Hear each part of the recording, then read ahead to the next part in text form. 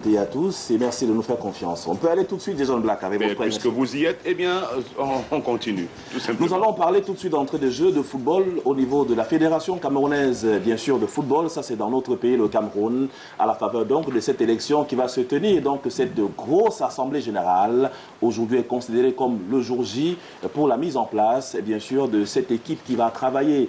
Deux candidats sont donc en lice. C'est ce que nous fait comprendre ce matin le journal Le Messager de Feu Pius Ndiaye en parlant de Tombi Aroko Sidiki et bien sûr Atta Robert, qui sont donc ces deux candidats qui feront donc cette belle élection qui se déroulera du côté de la capitale politique du Cameroun, Yaoundé. Deux candidats finalement en lice qui s'affrontent ce jour au cours donc de cette élection. Le journal pense que d'ailleurs une élection qui va se dérouler sous très hauts enjeux, enjeux d'une assemblée générale à la Fédération camerounaise de football. Le journal a donc choisi à sa 12e page d'aller donc vérifier et visiter tout ce qui sera mis en branle là-bas pour le déroulement de cette très belle élection qui va connaître donc le président de la Fédération camerounaise de football ce jour. Une enquête donc menée par Christian Tchapmi du journal Le Messager qui parle de Tombi Atta, duel entre l'homme de l'action et le soldat du renouveau. Alors que le premier mise sur la construction des infrastructures sportives, la redynamisation du football amateur et la relance du football jeune, le second de lui envisage de procéder au découpage des circonscriptions footballistiques en favorisant le rapprochement pour la fusion de certaines ligues pour plus de compétitivité dans notre pays, le Cameroun. On pourra également parler de cet esprit de partage. Atta Robert, lui, ambitionne de placer son mandat sous le signe du renouveau footballistique. Instructeur senior CAF en entraînement, le président le président fondateur du centre de football de CIMAF parle donc de lui dans le cadre de cette publication ce matin. On va rester également en parlant au pied de une du journal Le Messager ce matin qui parle des performances économiques de notre pays, le Cameroun, en parlant du Fonds monétaire international qui prévient quand même notre pays sur les perspectives de croissance quelque peu rassurantes avec des chiffres à l'appui qui permettront de comprendre à la clé les leçons du FMI qui, pour le Cameroun, l'institution de Bretton Woods a achevé sa mission au Cameroun, c'était le mercredi 23 septembre dernier, en lançant quelques pistes de solutions pour atteindre une croissance à 2 chiffres pour notre pays, le Cameroun. Et selon le FMI, le Cameroun doit se doter de réelles infrastructures de développement et accompagner sa croissance, même s'il y a 2 ou 3 éléments qui nous permettent de comprendre que malgré la hausse des prix des carburants à la pompe, on n'a pas observé cette croissance avec ce taux qui était pourtant attendu, qui permettra d'accompagner notre pays, le Cameroun, dans le cadre de sa croissance et même de son développement. Le FMI demande au Cameroun d'assainir son climat des affaires. Ce sont donc des conditions, on espère, au niveau d'institutions basées à Washington, que le pays pourra certainement atteindre une croissance à 2 chiffres. D'ailleurs, le ministre délégué auprès du ministre des Finances a reconnu que le pays souffre d'un manque criard d'infrastructures, ce qui pourra bien sûr avoir à la clé des réelles réformes. On est resté dans la même conjoncture économique en parlant donc le secteur primaire, ce secteur qui va donc contribuer de manière efficace pour cette année 2015 à la croissance économique de notre pays, le Cameroun. Un secteur qui va être donc appuyé par les bailleurs de fonds. Il devait permettre de tirer vers le haut la croissance économique du pays cette année. Les secteurs secondaires et tertiaires, quant à eux, sont légèrement à la traîne. On indique simplement cette réelle chute, pourtant mieux que le trimestre 2014. Alain Noah Awana nous dit que le Cameroun va d'ailleurs faire un peu mieux. On reste dans la célébration, bien sûr, de la bousculade, donc de la fête, disons, pour les pèlerins camerounais qui se sont rendus du côté de la Mecque. Après cet incident survenu il y a quelques jours, le journal L'Œil du Sahel en fait un peu plus ce matin en nous parlant du nombre exact des Camerounais portés disparus là-bas selon le journal. On parle de 74 pèlerins camerounais qui sont portés disparus donc à cette occasion-là. Et puis, on dit au cours de cette bousculade, d'ailleurs, le journal a choisi de nous dire que la répartition des victimes par région est d'ailleurs faite ce matin avec une gestion catastrophique par la délégation officielle. Un thermomètre pour 4500 pèlerins qui se sont donc rendus du côté de la Mecque.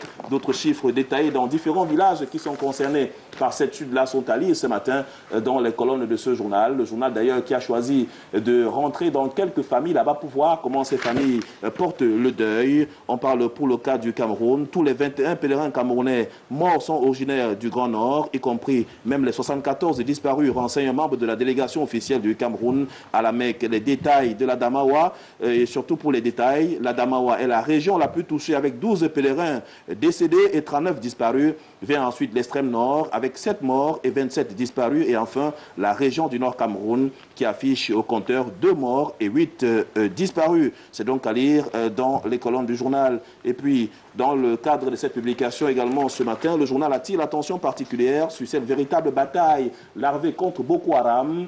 Boko Haram qui est donc pourchassé du côté du Nigeria. Ces assaillants, quelques villages ont été ratissés par les forces de défense et de sécurité du Cameroun. Boko Haram s'est donc retrouvé du côté du village camerounais, nous annonce le journal ce matin. D'ailleurs, au niveau de Hile Halifa, les combats là-bas pour l'instant, le journal nous dit qu'il y a eu 8 morts au village de Tchika, des morts qui sont donc à compter. Et puis, on parlera aussi également des inondations à Pousse qui font pour l'instant 200 sans-abri suite à la forte pluie diluvienne qui s'est abattue en début de week-end dernier dans cette localité-là, mettant bien sûr les populations dans une situation difficile et sans-abri. On parle de 45 maisons qui ont été détruites, faisant près de 200 personnes qui sont ainsi sans-abri. Autre élément d'information distillé ce matin par le journal L'Œil du Sahel, c'est de parler de pratiquement 2000 motos qui ont été saisies par les autorités administratives. On a attendu la descente de la pluie dans une zone, notamment quelques quartiers de la ville, au moment où les mototaximens s'abritaient et évitaient d'être englués par les eaux. Les équipes d'intervention descendues sur le terrain sont allées systématiquement les capturer dans ces zones-là, en prenant pratiquement 30, 40, voire 50 motos à la fois pour les transférer du côté des services compétents. On indique là-bas que ces motos évoluaient et fonctionnaient d'ailleurs sans papier, sans autorisation légale et ne payaient pas du tout l'impôt libératoire. C'est donc à lire dans ce journal. Et puis d'autre part, on parle de la nouvelle expression qui est restée quand même dans la perspective de la disparition de ces 4000, pour ces 4500 pèlerins camerounais qui sont allés du côté de la Mecque. Le journal est aussi revenu, lui, en termes de chiffres sur la participation de ces Camerounais-là et puis les circonstances pour revenir sur cette fête-là, cette participation des fidèles à la Mecque. Il compte plusieurs dizaines de morts dans leur rang et des centaines de disparus pour l'instant. Les témoignages des restes tapés et les réactions des familles des victimes, les morts enterrés en Terre Sainte, quand les fidèles relativisent le choc de la Mecque. Justement, restant sur cette dernière préoccupation qui parle de cette relativité, on indique ici dans le journal, après avoir fait un tour dans quelques mosquées là-bas, beaucoup de fidèles auraient souhaité mourir du côté de la Mecque parce que là-bas, c'est mourir à martyr et surtout être considéré comme très proche du guide. D'autres disent donc ainsi, s'ils peuvent être enterrés en Terre Sainte, ça va donc faire l'objet d'une attention tout à fait particulière. Autre élément d'information qui nous intéresse ce matin, c'est ce que le journal pourrait appeler désormais cette bataille ouverte au sein du groupement des femmes d'affaires du Cameroun. Seulement 8 mois après le décès de Françoise Fonning, des batailles ouvertes au sein de ce groupement des femmes d'affaires dont elle était la présidente fondatrice. Hier donc montée au créneau pour rappeler quelques missions importantes. Dame Sopo Ngalé, au cours d'une conférence de presse à laquelle participait la presse locale, elle a dit clairement qu'il s'agit dans le cadre de cette affaire, entourée donc de ses membres. Elle a déclaré se désolidariser de la présidente intérimaire pour celle des femmes qui n'approuvent pas son mouvement et qui veut s'entêter dans une logique qui ne cadre plus avec les idéaux du parti. Pourtant, dans le cadre de cette publication ce matin, le reporter du journal La Nouvelle Expression, Alphonse Djenet, nous dit quand même que Dame Sopo Ngalé a pu démontrer jusqu'à la dernière veine que l'existence du GFAC était aussi claire et que de manière juridique, depuis 2009, Françoise Fonning avait eu l'occasion de faire valoir d'ailleurs les statuts et les règlements intérieurs de cette association-là, mais tout à côté. Donc, Dame Sopo Ngalé, qui est donc cofondatrice, c'est Dame qui voulait donc organiser une assemblée générale du côté de la capitale politique du Cameroun, Yaoundé, pour parler clairement des avancées de ce GFAC-là. Elle dit clairement qu'elle se désolidarise de ce mouvement-là, qui n'a pas observé un certain nombre d'initiatives, parce que pour elle, en tant que vice-présidente du GFAC sous Françoise Fonning, elle n'a pas donné son onction pour l'organisation d'une assemblée générale du côté de Yaoundé, qui viendrait ainsi ternir donc l'image et même la réelle ambition et la volonté politique de Françoise Fonning. Dame Sopo Ngalé interpelle donc les autorités administratives et même politiques pour faire face à ce qu'elle pourrait appeler une véritable mascarade et qui mettrait donc à nu le bon fonctionnement du GFAC. On reste toujours dans la même veine, mais cette fois-ci vous parlez de sport, toujours avec les candidats qui sont engagés dans le cadre de cette Assemblée générale pour l'élection du président de la Fédération camerounaise de football ce jour. Les ambitions des uns et des autres sont ainsi dévoilées dans les colonnes. Donc c'est la page centrale du journal La Nouvelle Expression qui en fait état ce matin, en revenant aussi sur la participation de quelques-uns, notamment le cas d'Adoum Garoua et Abdoulaman, qui sont cités parmi les débiteurs de la Fédération camerounaise de football. Joseph Ouna a dressé un bilan de l'exercice assez important de ces 2 années d'exercice et le ministère des Sports. Des chiffres sont retenus ce matin, notamment avec un bilan qui a dépassé un peu le milliard de francs CFA lorsqu'il prenait la tête du comité de normalisation. Aujourd'hui, en quittant donc ce comité de normalisation-là, un peu plus de 5 milliards, 310 millions de francs CFA sont donc retenus dans les caisses qui laissent à la Fédération camerounaise de football. On parle également pour l'instant des sommes assez faramineuses, 53 millions de dettes du MINICEP et 6 pour Abdourahmane à lire dans les colonnes du journal. Et puis le scrutin fédéral qui fait un coq en jambe. On parle, malgré tout ce qui va se dérouler, on aura quand même droit à une élection ce jour, sous l'encadrement bien sûr du comité de normalisation qui a pris tous les engagements nécessaires pour qu'il n'y ait pas de faille. Le président du comité de normalisation qui s'exprime donc clairement dans les colonnes de ce journal, en parlant bien sûr de quelques fédérations qui pourraient, alors quelques délégations qui pourraient empiéter le bon fonctionnement de cette élection-là. La météo donne le ton qu'il fait ce matin en parlant donc de l'agitation au sérail, au sommet de l'État du Cameroun, en donnant les raisons pour lesquelles le président de la République a dormi hors d'État ou alors a donc mis hors du circuit son pilote qui a été limogé. L'officier de l'armée de l'air est accusé d'avoir joué la taupe en balançant la mouture du prochain gouvernement soutiré des documents classés secrets entre guillemets du chef de l'État, parle-t-il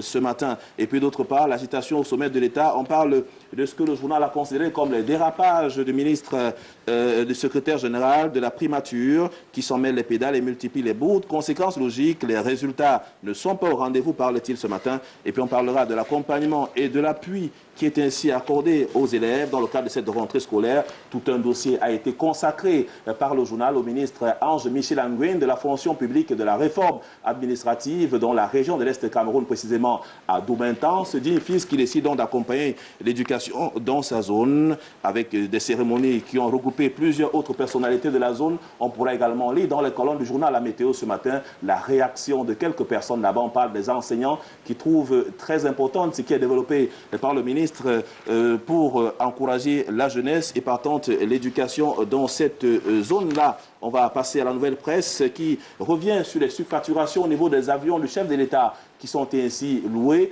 Le dossier qui est donc ainsi mis en évidence aujourd'hui nous parle de ces surfacturations-là qui sont ainsi mises depuis plus de 10 ans. Le colonel Jean-Marie Babodo a été l'un des pilotes de la liaison air de l'état-major particulier du président de la République chargé de la location des avions du chef de l'État. Mais depuis le 14 septembre 2015, une décision du président de la République, Paul Biya, le met à la disposition du chef d'état-major de l'armée de l'air et pour cause, une autre affaire de surfacturation des avions loués par la présidence de la République pour les voyages du chef de l'État. Les détails de cette affaire sont donc à lire dans les colonnes de ce journal et qui revient humblement sur ces sommes assez faramineuses qui ont été ainsi mises à contribution pour la location des avions du chef de l'État. On va aussi également parler de la réaction du ministre de l'économie, de la planification et de l'aménagement du territoire, Emmanuel Nganou Djoumeissi, qui se prononce sur le PREBAP et donne quelques pistes qui nous permettront de voir un peu plus clair dans la gestion de ce projet qui tient à cœur le président de la République. Malaise des primes dans l'armée camerounaise.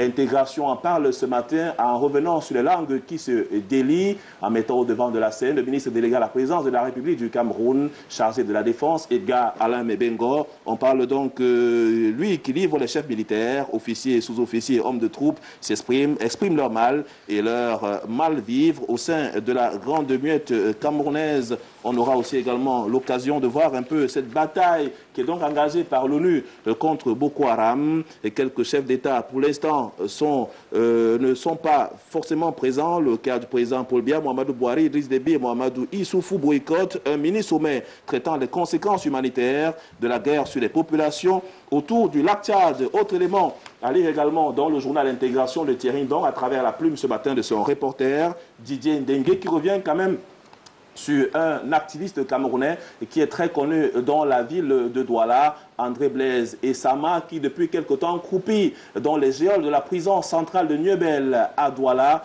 Le journal est donc allé rencontrer sa famille, notamment sa maman du côté du quartier Akwa. Le panafricaniste est coupé des siens depuis le 3 septembre 2015. La mère de l'activiste ne comprend plus rien. Le célèbre activiste nationaliste de la cité économique camerounaise est donc dans le cachot. Il a été coupé de 3 mois d'emprisonnement ferme pour destruction de biens. Il est accusé d'avoir décapité la statue du soldat inconnu érigée à la place du gouvernement à Bonanjo à Douala. Selon quelques indiscrétions, on parle également de sa maman qui a rencontré la presse et indique qu'au-delà de ces 3 mois d'emprisonnement ferme qui ont été attribués à André Blaise et Sama, sa maman indique que son fils, non seulement il ne reçoit plus de visites, mais il devra verser la rondelette somme de 150 000 francs CFA. Et nous allons sortir de cette revue de presse par le journal La Dépêche de midi, qui s'est arrêté cette fois-ci sur ces musiques qui font un peu le buzz partout ailleurs. En parlant de ces musiques de Satan, Gribat, La Dépêche de midi, en prenant quand même quelques clichés et surtout des chansons qui marchent bien sur la place de Douala et dans d'autres régions du Cameroun, en disant clairement que les musiciens de Satan, le pasteur André Christelle Fanga est clair. Il dit qu'ils adorent le diable à travers ces musiques profanes pour donc avoir cette assise sur le plan culturel. Il faut signer des pactes avec le diable. Donc les détails sont également à lire dans les colonnes de son journal lorsqu'on sait également qu'il y a quelques mots quand même qui trahissent cette véritable conviction religieuse. Madame, messieurs, merci infiniment d'avoir suivi cette revue de presse Made in Douala. On va aller à Yaoundé avec votre permission des zones black. Absolument, oui. D'accord, donc on pense avoir un repérage de Yaoundé. Allez Debo-Andébé, vous avez l'antenne. Si vous êtes en ligne avec la magie de la technologie, vous y êtes. Bonjour et bienvenue.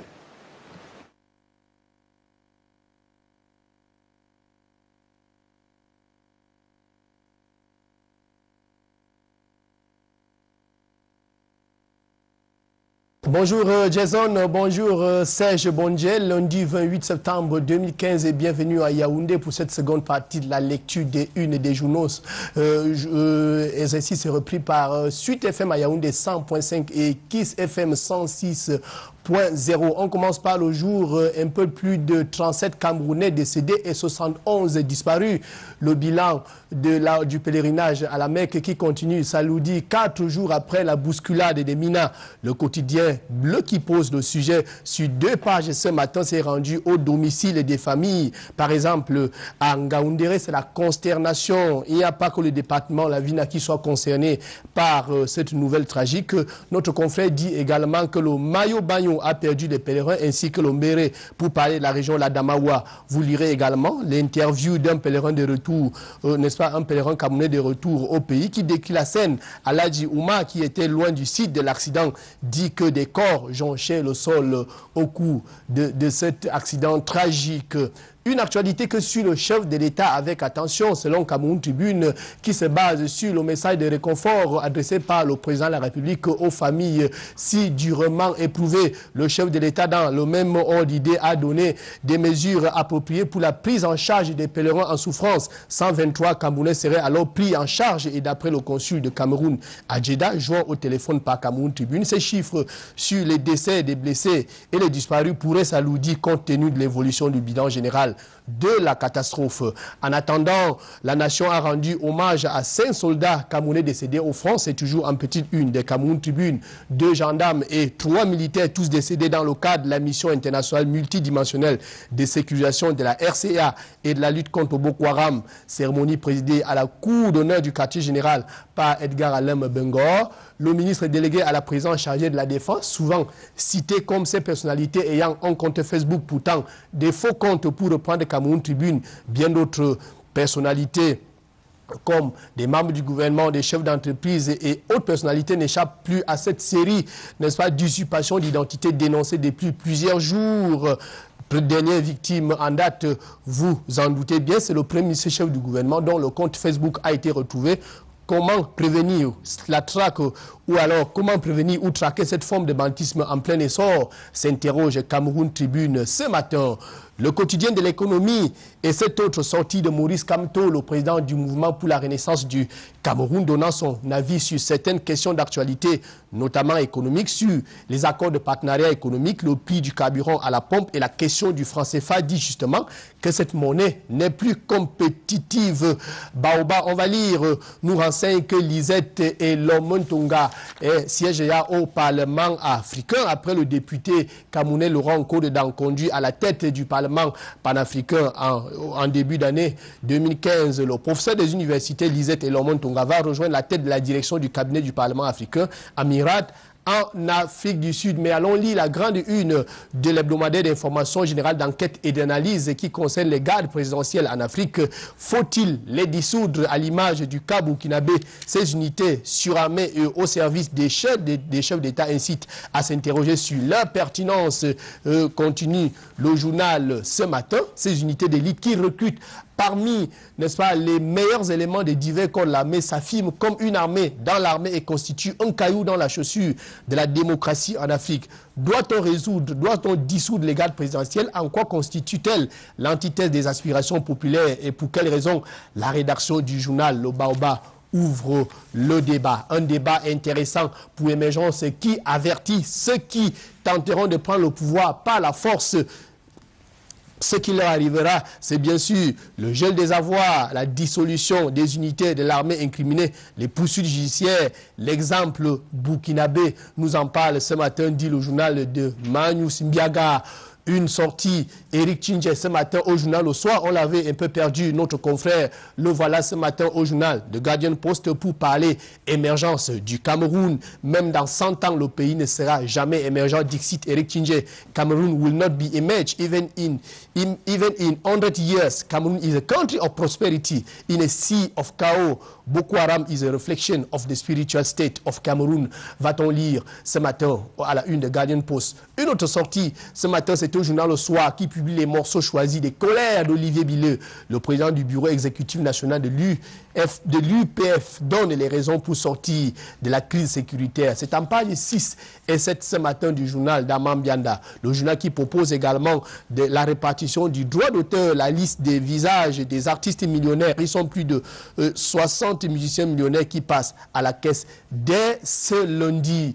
Parlons élection à la FECAFOOT avec mutation et cette grosse une. Ils vont gérer la FECAFOOT dans le consensus. Les visages des acteurs du football camerounais qu'on connaît déjà. Ils sont anciens footballeurs, parlementaires, hommes d'affaires, avocats. Ils figurent sur la liste de Tombi Aroko Sidiki. Ce matin, notre confrère dresse le portrait des lieutenants du candidat ultra favori de l'élection de ce jour prévu à l'hôtel Montfébé. Effectivement, la liste présentée par mutation est déjà donnée gagnante. La preuve, c'est à investigation qui présente le candidat Tombi Aroko comme l'homme de la situation. C'est à la une du journal de Nyassa Soleil. Malgré l'adversité, l'opinion publique et les observateurs pensent qu'il a le meilleur projet pour sortir notre sport roi de son profond sommeil. À lire également cette actualité, c'est à la une de Prospective nouvelle de Jean-Baptiste Biaye. Tombi Aroko, le président qu'on attend, l'ex-secrétaire général de la FECAFOOT, a présenté un projet novateur réaliste et réalisable, plus de 15 milliards de francs CFA